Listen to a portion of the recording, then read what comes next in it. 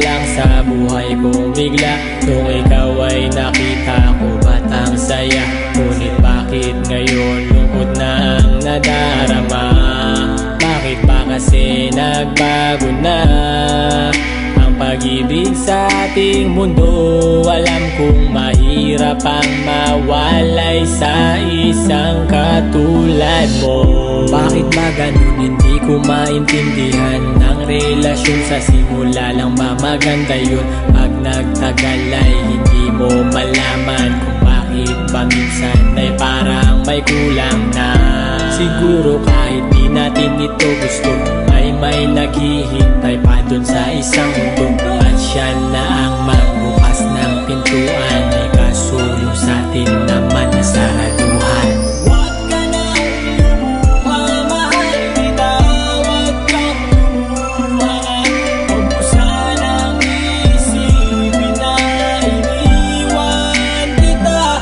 At huwag ka sanang malungkot pa. At huwag kang mangamba. Ang pag-ibig kong ito ay para lang sa'yo.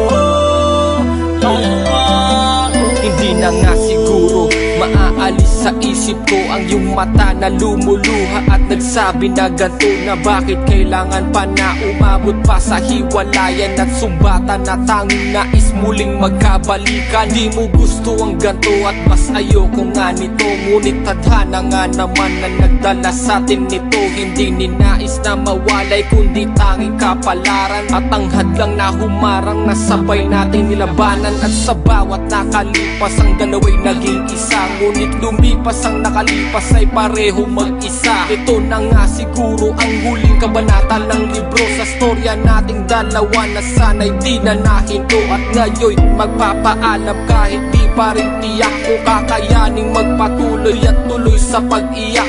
At matapos ang huling halik, bitaw sa iyong kamay, sabay pinunas ang iyong luha at sabit sa iyong puso ay